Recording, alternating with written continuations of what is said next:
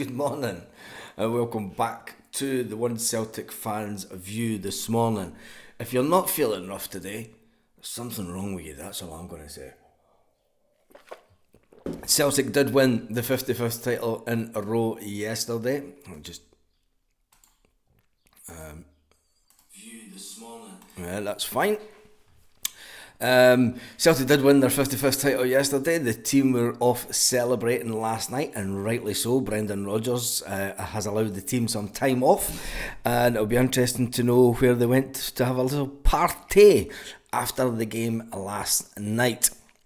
Brendan Rodgers allowing them, slightly, and it was bittersweet for me yesterday because the Copa del Rey didn't finish until about midnight here. I think it's absolutely... We'll talk about that slightly first, but I think it's mad that you have a football game starting so late in the day and then it finishes at midnight. And then, like the missus said this morning, the Spanish don't go to nightclubs until 2 o'clock in the morning. You know, they don't go to a nightclub until 2 o'clock in the morning. So finishing the game of football at 12:30 at night is nothing to them. Anyway, I want to talk about this man. I want to listen to him on the screen first of all. Let me just see where it is. Is it there? You step into those shoes. How is it not coming up on... Why is it not got an individual? Right, let's listen to a little bit of Callum McGregor this morning. Hope you in here. Yeah, get you right in here. Congratulations. I'm sure it never gets boring, it never gets tired lifting trophies, celebrating victories and spraying each other with champagne. That's it, I just took half a bottle of the eyeballs in there, so listen, it's the best feeling in the world. You've got the best job in the world, you're playing football with your mates, you're representing a big club, and to go across the finish line and especially doing it in that style as well, then it's so special, and like I said, you get to share it with the guys in there. It's a special feeling. How has this season been? Because it feels like it's been, which is a little bit unusual in Scottish football, it's been quite drama-free. It's been relentless, it's been consistent. You've sort of been able to just put the wins together in all four competitions really, and get to really kind of enjoy it, it looks like from the outside. Our job is to try and make it look as easy as possible and try and limit the drama. Obviously it's an entertainment sport and everybody obviously wants to be entertained, but our job is to try and minimise the amount of drama in the game possible. So when we actually get to this point, then we probably feel like we've done a good job because there's not been so many downs. Obviously a lot of it's been good football, we've scored a lot of goals, we've kept a lot of clean sheets, and in the main we've done reasonably well. So I guess we take pride in that, as maybe not as exciting for everyone else, but I think that's when we feel like we've been at our best. How much effort does that take from you all? It was interesting that Callum McGregor points out the defence. Brendan Rodgers did it in the interview yesterday also, because you've got to say there's quite a lot of us on here have been given Sean, my head's burst. There's a lot of fans that have been given the defence quite a bit of stick over the season, and when you see the small amount of goals that have been put in against Celtic over the season, and you've got to remember at the beginning of the season we were calling Casper clean sheet Casper. It shows you the levels that we have went to, and the team that the team has went to this season, and I don't think that we've really appreciated it through the season. All those players in there to make it look easy. Yeah, well, it's relentless. It's first day of pre-season. Obviously, you set your targets for the year. We want to try and win every competition that we're in.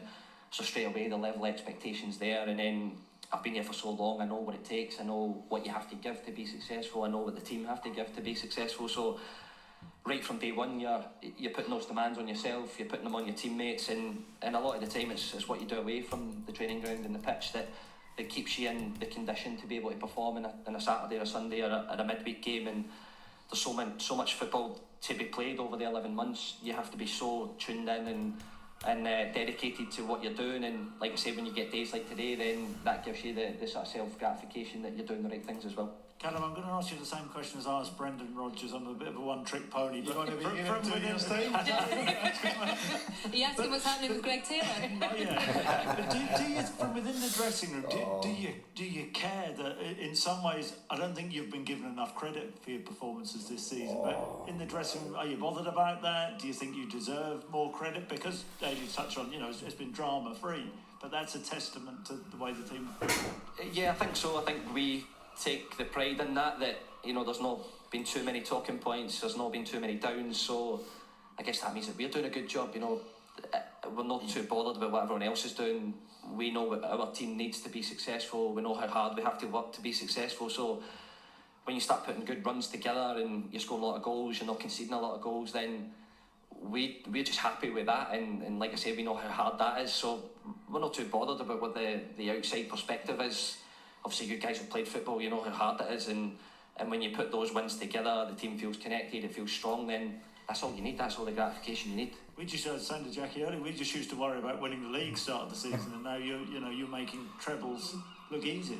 Yeah, well, that's the new sort of expectation that we've set ourselves, and I was speaking about that during the week. It's obviously a massively high bar, it's almost perfection every year, but that's the standards we've set ourselves and each other, so when you start the season, if you don't do a treble, then it's pretty much been a poor season, and there's been a disaster somewhere along the line. But just a double.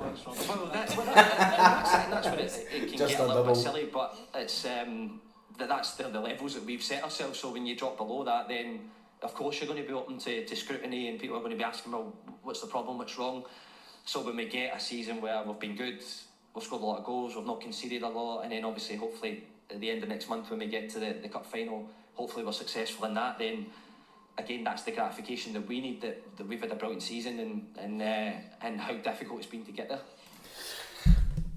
That's interesting that Callum McGregor is talking about that, and are we as Celtic fans?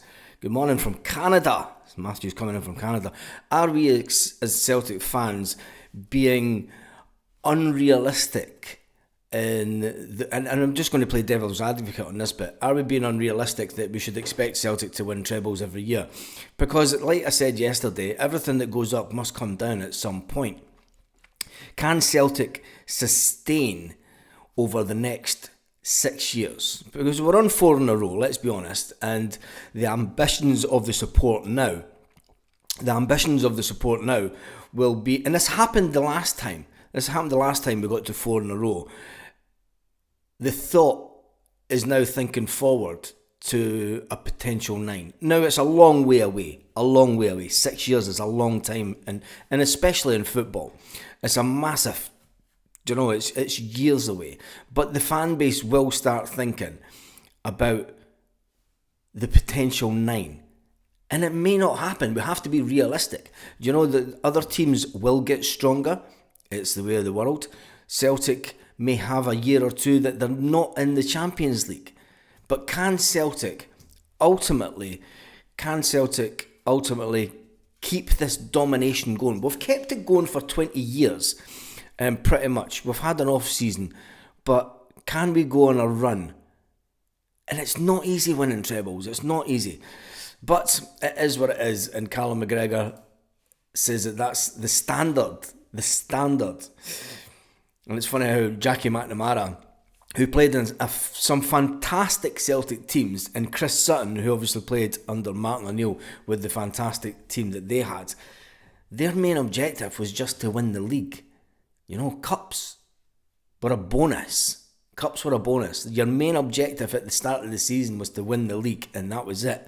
And that's from 2 great Celtic legends and captains in their own time. And now we've set the standards so high, and that Scott Brown set the standards so high, that trebles are a must. Yourself, taking off Scott Brown, who's won a lot of trophies, and as captain, taking the captaincy, how have you found that, the expectations, but and following on from Scott, the pressure from it? Yeah, obviously it's a huge club and huge expectation. Obviously Scott was the leader of that, and I've been so lucky that I had him as a reference as well. I was watching him the whole time I was coming through, and I was trying to learn from him and pick bits about how good he was and how strong a leader he was, and almost becomes normal for you because we've set that level of expectation and success that you say, right, well, that's the level, so you can't drop below that. And then when you step into those shoes, you feel the responsibility to make sure the team, first and foremost, is successful, and then can you put your own stamp on it? Can you bring your personality and your quality and the way that you play football? Can you then add that to the role as well? So, like I said, I've been so lucky that I had him as a reference, but you then also have to do it as well. You know, you of course you can have the best sort of teacher and best leader, but then when you get the chance, you have to then take that and lead the thing as well. So thankfully I've had a successful spell as captain, and obviously I want that to continue. You missed the last Rangers game, You'd be alright for next week? I hope so. Hopefully nothing goes wrong tonight. I'll be fine. If you're not ready for next week. Exactly. As captain, Callum, you have a big part to play in the culture that is within the dressing room, and when you have this winning mentality, this winning culture, what's been key this season to keeping it so calm and so consistent on all four fronts? Because it has been, like we've all touched on it, it's just been a pretty comfortable, relentless season, but like you say, there's a lot goes into that. Yeah, exactly, there is, but I think the level of performance from the players has played a huge part in that as well, because we started the season, even from pre-season pretty much, we played Man City, we played Chelsea, we were so good in those games as well, and you're almost thinking, are we going to peak too early here? But actually, we've pretty much continued that right the way through. So one, the level of performance from each of the individuals. The coaches deserve a huge amount of credit, because you know what it's like, 10, 11 months of the year, everybody's trying to work you out, they're trying to suss you out. Can we leave a centre back on it? Can we leave the 6 on it? What do we do? Do we let it go wide? Even today, put Sibbald on to stop you getting on. Well, that's it. So then you then just need to sort of take the game away from Sibbald and let the other guys go and play through the lines, and then so we have those solutions as well. So that's 10, 11 months of the year where the coaches are studying the game so much and so intently that we need to keep coming up with different solutions all the time. So it shows you the level of work that they guys are putting in as well. And then when you match that with the level of performance from the team and the players individually, then you get what's been a really successful season. And then obviously the senior players have a big part to play in that as well, where we just keep driving home the standards. We win 4-0, we want a clean sheet, win 5-0, we want a clean sheet. So it's those little small behaviours, but they become normal over time, and then when the next lot of guys come in, they do the same as well, because they just copy the behaviour that they've seen as well. So it's been a long process, and going back to Scott as well, we've then taken the mantle for that. So he was probably the first one to set that. Then the new group are living up to those standards as well, and we want to just keep going and keep on that cycle. Yeah, well, it has been a fantastic season, Callum. Congratulations. Thank you. Well, Absolutely phenomenal player. I found it interesting that he spoke about the coaches, because a lot of us,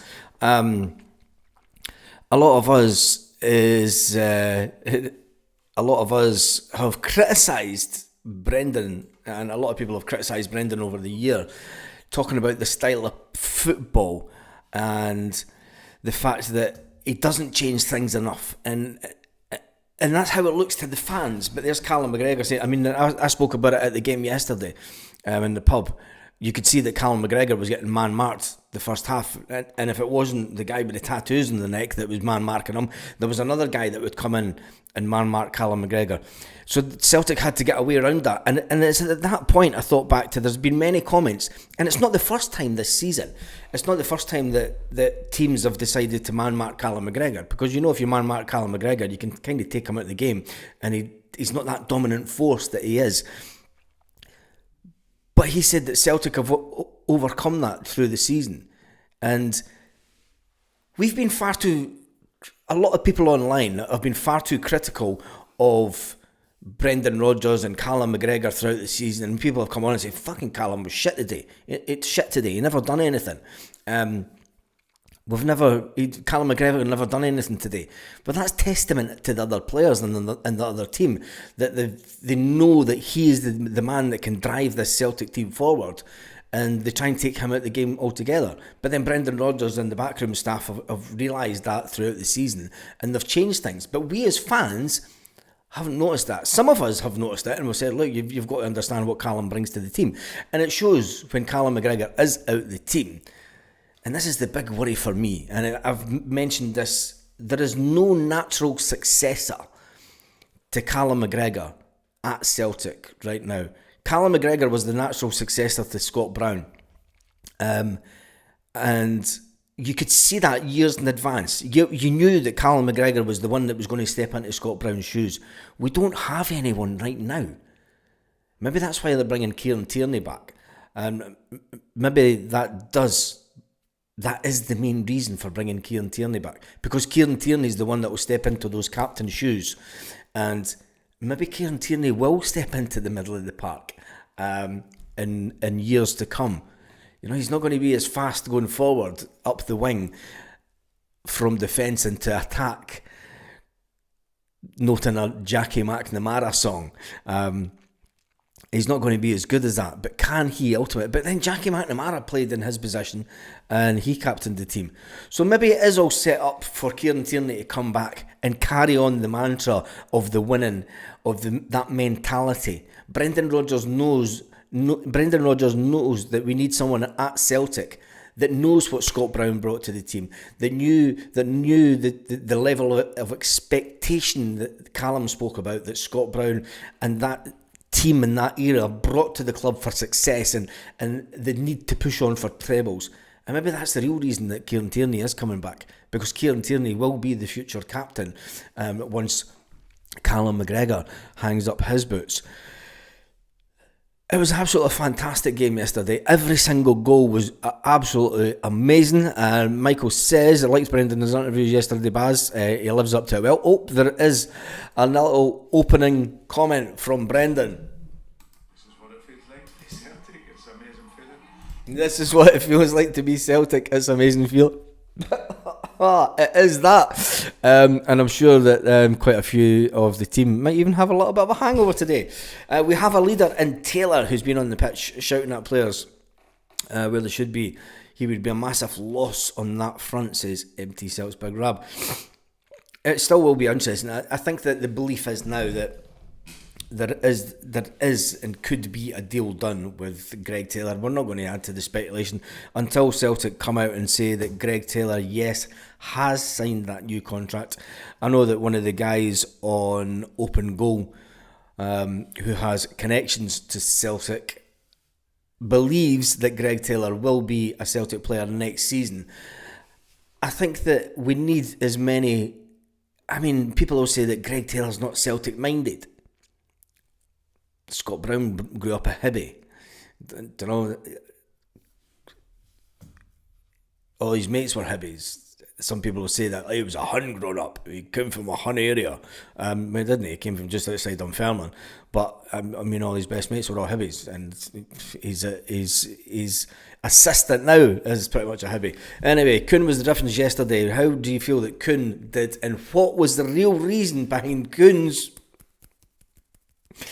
little comment when he scored his goal? Was that telling the fans to stop talking about him and let him just get on with his game? He's going absolutely nowhere. The speculation is adding to maybe him being get McGinn. And I think the McGinn era is past at Celtic. I think that if McGinn was to come to Celtic now, it would be like, nah. It's his opportunity was at Brendan's first time round.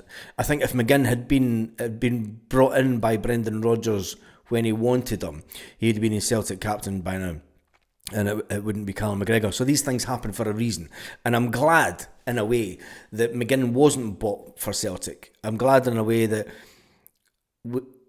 Peter Lawwell did fuck that transfer up and did take too long to try and get the deal done, and did try and phone McGinn when McGinn's halfway down the motorway to Birmingham saying go and come back and sign for Celtic, and he's like, too late, I've agreed with Birmingham, with Villa, I'm away down to Birmingham. And I'm kind of glad that all those things happened. I wasn't at the time, but I think in hindsight all these things have now fallen into place for a player to come through our academy and be a Celtic legend. And not only just James Forrest. Brendan Rodgers spoke yesterday about James Forrest and about the academy, and he appraised the fact that James Forrest is a living legend. And James Forrest is going to see Bobby Lennox. He is going to see Bobby Lennox. He says, I think he's not keeping great just now. Which he isn't. I'll plan to go and see him this week, says James Forrest. Obviously, I've met him a few times at games and stuff. You might say I've gone beyond him at this club, but it's not about the player or the two players. It's about so many players. It's the fans and the staff you don't see, says James Forrest. I've met his family on many occasions. They're also humble, and I think that stands you in good stead for players coming through. Forrest was the last player off the field yesterday, enjoying the post-match celebrations. He knows that he's coming to the end of his career, and taking in every single moment like that, especially when he's been injured so long this season, he knows that he's got to take in this, because when it comes to an end, you miss it. You do miss it, and it'll be interesting to see what James does do in the next couple of years when he decides to hang up his boots. Captain Callum McGregor admitted that he shared a special moment with James Forrest, and then he got covered in champagne, which was absolutely brilliant. The videos coming out of Celtic yesterday of the players enjoying themselves in the dressing room after the game was absolutely brilliant. And then a couple of selfies on the bus heading back to Celtic Park. Sean says, folk need to give Big Adam Ida a break. 15 this season for limited game time, regular games, and his confidence will rise alongside his goal tally. Yep, there's been a lot of people that throughout the season have been critical, and I see it on the chat. It's like, he's not a Celtic player. Well, he looked every part of Celtic player yesterday, and he is only young. We're given these. If Adam Ida had come through the youth team, you could guarantee that he would get just as much stick, and he is just a young guy. Richard says, don't agree with you on that. McGinn would be playing at Celtic, the Calmac role, but then Calmac would be playing further forward, his best position. I think that his time's come and gone, Richard, with all respect. I think that he had his chance, and I think bringing him in at Celtic at this age it's not a Celtic's, it's not going to happen. I could put, what have I got? I could put this cup on it. I could put this cup as a bet that John McGinn won't be at Celtic. Great player, great servant to his club and a great servant to Scotland, but his time has passed. Celtic will be looking forward. Where does he fit in? I mean, who do you drop out? Who do you drop out of the team? Paolo Bernardo, who's the future of the club. Arne Engels, who's the future of the club. You're not going to bring McGinn in. We'll just keep that. That one's dead and buried, as far as I'm concerned. Baz, do you think? That I don't like the Grumpy Greek? What, Stephen? Baz, do you think that I don't like as I like the Grumpy Greek? Who do you not like, Stephen? I've missed your other comment.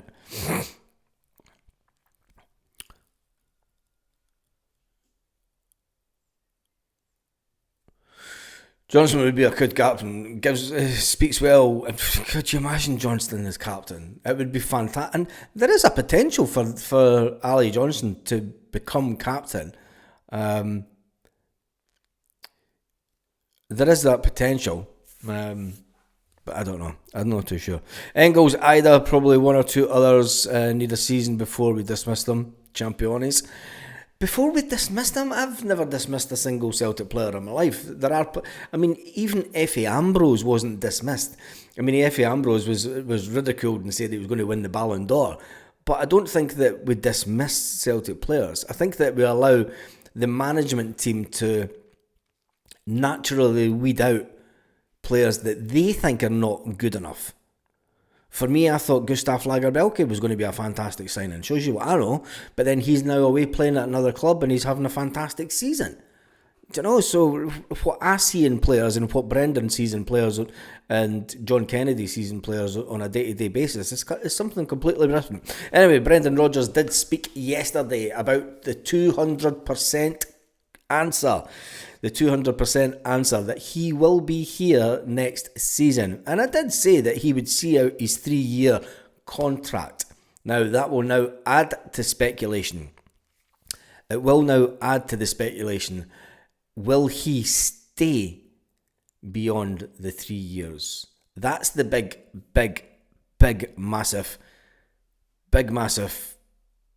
question for next season. We know that Brendan Rodgers, and I've said from the start that Brendan Rodgers would see out his 3-year contract. To anyone that thought that he wouldn't, you need to listen to what he said that day when he returned to Celtic Park, when he stood on the doorstep at Celtic Park. That was a man that changed, and he wasn't as cocky as he was when he came in the first time, when there was 20-odd thousand people filled the stadium when Brendan Rodgers came to Celtic the first time. There was only a couple of hundred at the stadium this time. And it was a totally different demeanour from Brendan. And he was a lot more humble, is what I noticed. And he has been throughout his tenure at Celtic so far. He's been a much more relaxed and humble and experienced manager. I thought that he was bringing more experience. And when he stood on the doorstep at Celtic Park and he said, to those that believe that I should not be here, come back here at the end of May. That was a manager that was making a promise to win the league. Not only win the league, but trying to win as much as possible. He ended up winning the domestic double. He spoke highly in his interviews yesterday about taking Celtic from where they were last season to making them better this season. And he's done that. And he's got them performing in the Champions League. And one of the funny things that I thought that he said yesterday, which was very unlike Brendan Rodgers, he said it's okay being dominant in the Scottish League and winning things in the Scottish League, but we're not going into the Champions League and getting scalped. And I thought, that's talking like a fan. That's the inner fan of Brendan. That's the Celtic fan in him. He said we're not going into the Champions League and getting scalped. That's like how me and you were talking. If we were sitting on the bus going home after a fucking Champions League game again, we get scalped. But he knows that, and he doesn't want that to happen. He's put things in place to stop that this year, which has been fantastic. And he says he wants to build on that next year. So it's fucking brilliant as far as I'm concerned. Brendan Rodgers will be here next season for 5 in a row. 5 in a row that Celtic will be going for. I don't care what happens the other side of the city, because it's just meltdown. It's paradise as far as I'm concerned. They can bring in new owners, they can bring in new managers. We've seen it all before.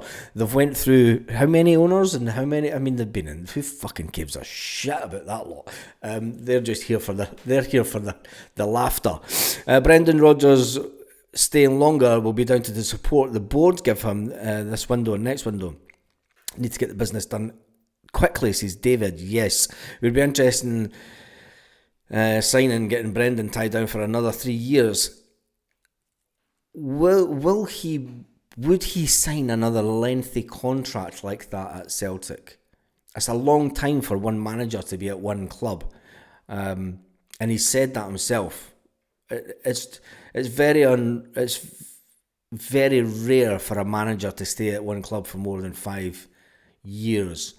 Okay, he's done it on 2 separate occasions, and you can maybe say that will give him the longevity this time to stay a bit longer.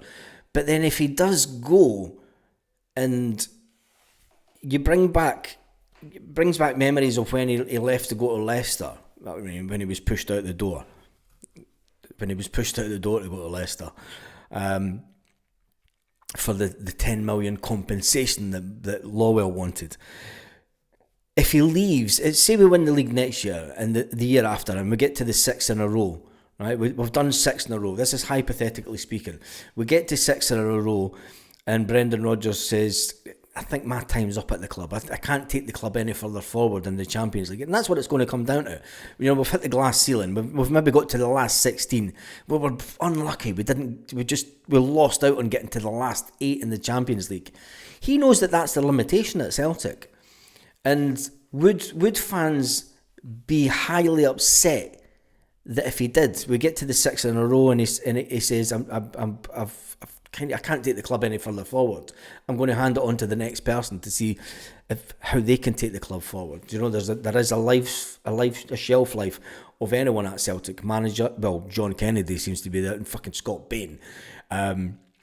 Scott Bain seems to be there forever, no matter what. But will fans get overly upset again, saying that he's never a Celt and all this stuff when he walked out on a potential treble the last time? That'll be interesting. But that's way for the future. It is way for the future. And years and years and years away. Brendan Rodgers' interviews yesterday, he spoke about Celtic clinching the title, praising the team's brilliant performance, and once again we won 5-0 to win the league. 5-0 victory is and I spoke about it in the pub yesterday also, so I hope you're watching. It's Joe. He did say, he says, you're right, we won 5-0. And somebody said it in the comments on the channel yesterday also. James Forrest celebrated being the most successful decorated player, surpassing Bobby Lennox, with Rodgers applauding his professionalism and longevity at the club. Rodgers stressed how important youth development is, citing Forrest's journey from academy to player and club a legend. The team will enjoy some celebrations last night. Callum McGregor said that he will be fully fit for next week unless anything happened last night. Anyway, hopefully nothing happened last night. Celtic are heading for the treble. Few days off for the team, and then it is thinking about going to Ibrox. Benny, many medal for being Scottish. Yep, Lubo, he gets medal for just being Scottish. Let's jump into the comments before we head. Oh, that was half an hour we've been on. Let's jump back into some of these comments. Morning, Baz, mate. I don't rate either, but maybe the problem is he's needing a striking partner to play one up front, and maybe a 4, 5, 6 defender tactically amateur would make any striker look poor. I think when you're a striker and you are playing against 4, 5 and 6 defenders, it does make. Could you imagine? I've spoke about this before. Henrik Larsson didn't play against 4, 5 and 6 defenders at the back. If you look at every one of Henrik Larsson's goals, there's only a couple of defenders. Do you know that this modern game? We tried to compare Adam Ida with great strikers of the past. Do you know, even Lee Griffiths didn't have to defend against 5, 6 players to the extent that this team now does. The tactical awareness of opposing managers and Scott. Oh, wait a minute, we forgot the big news for yesterday. We forgot the big massive news for yesterday. Absolutely one of the best parts of yesterday is we all know that Hearts were away down the bottom of the table, and I wanted them relegated with Kilmarnock. At one time it was Kilmarnock and Hearts that were at the bottom of the table, and Hearts sacked their manager yesterday. So it was a fantastic day as far as I'm concerned yesterday. Celtic win. They win a Moral Cup the other side of the city, again for getting another draw. Hearts sacked their manager, and Barcelona beat Real Madrid down in Seville. I tell you, if Carlsberg made Saturdays, that was the Saturday of all Saturdays. The fact that there was very limited Barcelona fans at that game compared to the Madrid fans. I think there was only something like 20,000 Barcelona fans in the ground. It was absolutely fantastic, and it went to extra time. Finished around about midnight last night, that game. But anyway, Hearts manager got the boot. Absolutely brilliant news. Jumping back into the comments, need a couple of to get rid of this hangover. I need something else than that. Scratchley's gone, Barca win. What a day, exactly. What a day. And I tell you one thing, and one of the weird things here in Spain is when a goal goes in and your team scores a goal, they let off fucking fireworks. So there was fireworks going off till fucking yawn time last night when the Barcelona fans were all happy around about here. Hangovers ran until Tuesday, Wednesday, so I had to stop it. Don't think I'll miss the party time. Getting Mateus and Liam Miller in the summer would be perfect. I don't think that... I've got a funny feeling that that the Liam Miller one may not happen unless we sell Rio Hatate. I think that he will question where he fits into that Celtic team, and it maybe will win. He maybe will come, but you never know. We've got lots of time to talk about that because next week it is all going to be talking about, yes, that one team, the South Koreans, and I think that we might need to do some meltdown videos later on today, just in preparation. They do like losing away from home and drawing points away from home. They do like getting beat. Can Celtic be as dominant as they were this week? Of course they can. Celtic are going to go to Ibrox and there's going to be 2.5. They must be the Celtic fans that are going next week are just going there to have a party. What a great weekend. Celtic, my favourite teams won, says Peter King. Rio needs to stay. It's one of them. Barca must be the second favourite team for boys fans. I know it is out here anyway. Control midfields to allow Kalbach push forward. Bring in Liam. I think that one's for. Liam Miller has been linked with every good Strasbourg side. Been linked with a very good Strasbourg side. Does Rio want to stay, says Hitman Hart? I don't know. It doesn't really matter if he wants to stay or not. It's whether Celtic... if they get an offer in, the Celtic turned down an offer for £10 million. I think if Celtic get an offer in 15 million plus come in for Rio Hatate, I think that he will be sold in the next window. It's just my opinion, but I think that it's any player. Let me just do this. Where's that? Let's do this a second. There. Any team that comes in for Rio Hatate will think that they will get their player. No, I don't want that.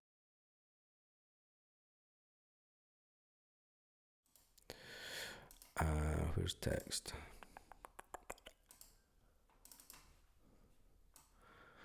Has Arnie Engels been value for money?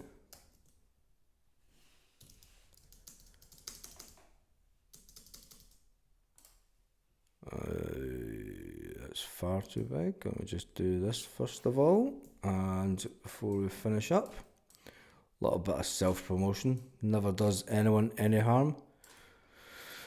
Oh, who else is feeling rough today? Like rough as a badger's arse. I'm going to pick up my t-shirt tomorrow because the post office is miles away and we don't deliver it to where we are. Get your 4 in a row t-shirt. Get your 4 in a row t-shirt and the link that is in that. Love the podcast yesterday with the tangerines. Yes. Oh, before we leave that, the Green Brigade have put out a statement last night. Did put out a statement last night talking about the reason for throwing the oranges onto the pitch. Celtic fans distributed today's match and disturbed today's match against the alarming price culture in Scottish football. £40 for a away ticket reflected a 25% increase from the same fixture on the 22nd of December 2024. Well, Dundee United are happy to set the ticket price. All clubs are responsible for this culture and greed, selfishness and pettiness which pricing out working class people. We understand what the ticket revenue is vital to Scottish football. However, there must be a consideration to give supporters who remain the heart and soul and blood of our game. Once again, we emphasise the need for Scottish football to review the relationship with supporters. We must have a proper framework introduced to engage with supporters and protect their interest. We remain in communication with all supporters groups across Scotland to see how to achieve this. It's a comprehensive list of Celtic fixtures and tickets for the 24-25 season follows to demonstrate the financial cost of following Celtic this season. Despite already excessive cost, we expect further increases next season led by Celtic with an unfair pricing. Celtic also persists with an unfair ticket allocation process with zero transparency on how tickets are allocated. Yep, I'm still hearing this for a lot of bus conveners. There's one club that got one ticket for Ibrox when there was only 750 tickets, and now that there was 2,500 tickets, the same club only got one ticket. They're not allocated the way that they used to be. Finally, we asked Dundee United to donate our 40 footballs to local kids' charities. 11th of August, and the average season ticket in section 111 was £619. And tickets, 11th of August, first away match of the season, Hibernian, £34. Hibernian in the Cup at home was £25. St Mirren, £35. Champions League game, £46. It's not too bad. It's a bit dearer than what it used to be. Falkirk in the League Cup, £25. St Johnstone away, £33. Borussia Dortmund Champions League away, £16. £16. That's what it cost for a ticket for Borussia Dortmund away in the Champions League. £16. Ross County away, £28. Atalanta in the Champions League away, £25. Motherwell away, £33. Aberdeen, £30. Leipzig at home in the Champions League, £46. Kilmarnock away, £33. Hearts away, £29. Champions League at home, £46. Aberdeen in the league away, £35. Champions League away to Dynamo Zagreb, £25.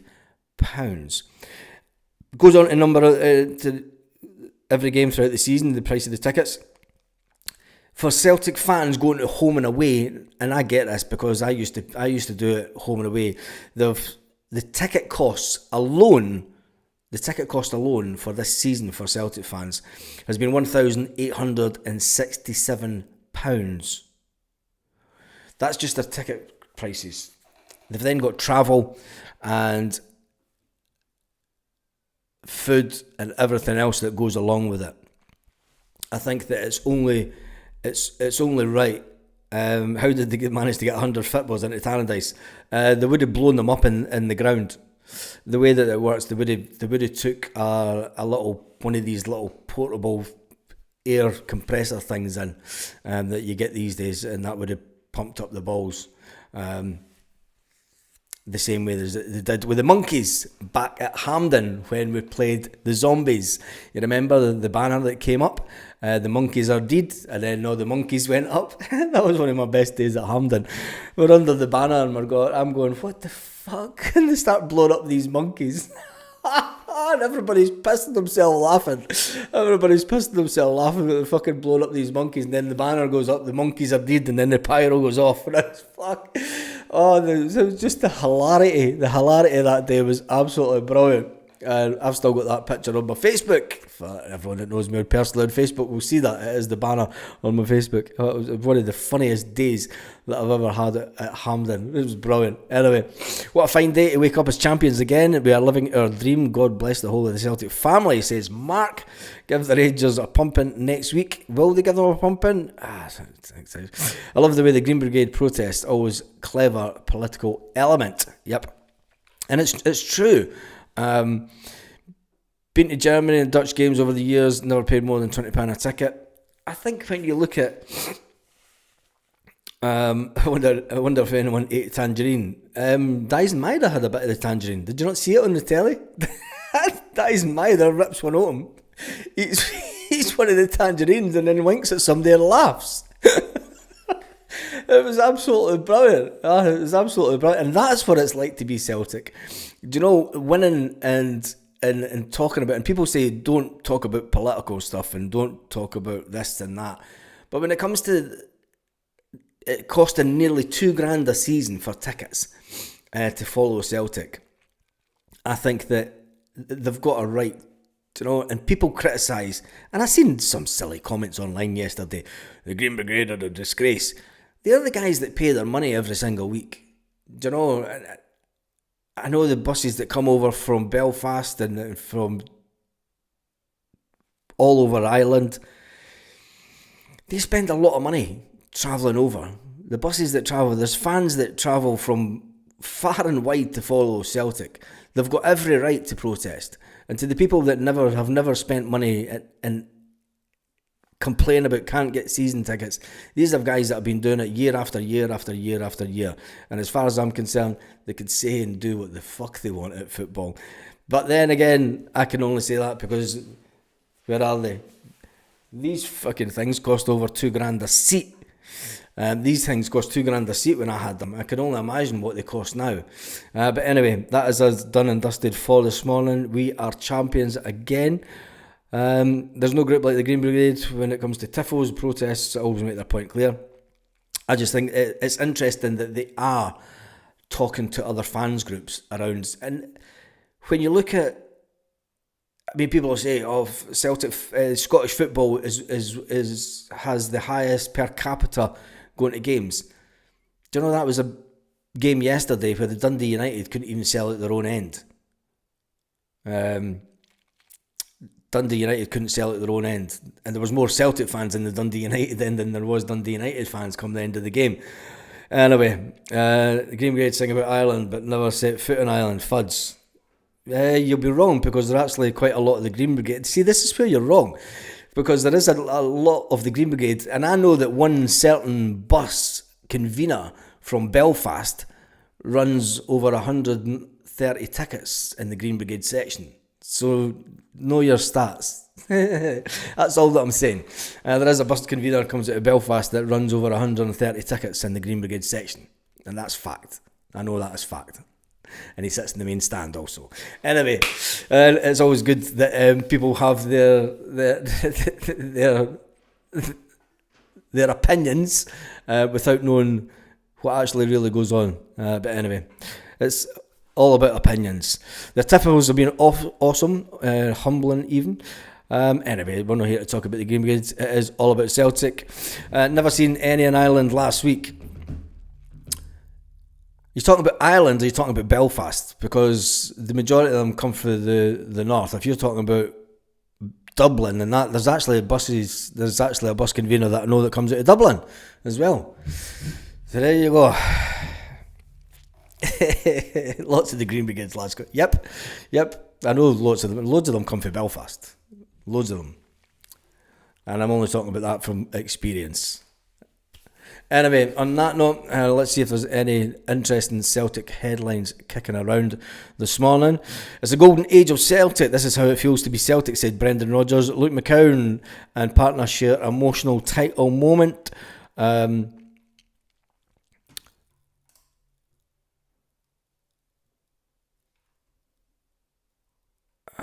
There's nothing really. There's John Higgins takes a cheeky swipe at a Rangers snooker star. Oh, here we go.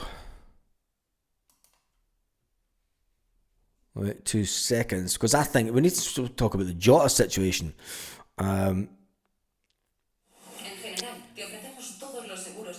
What the fuck?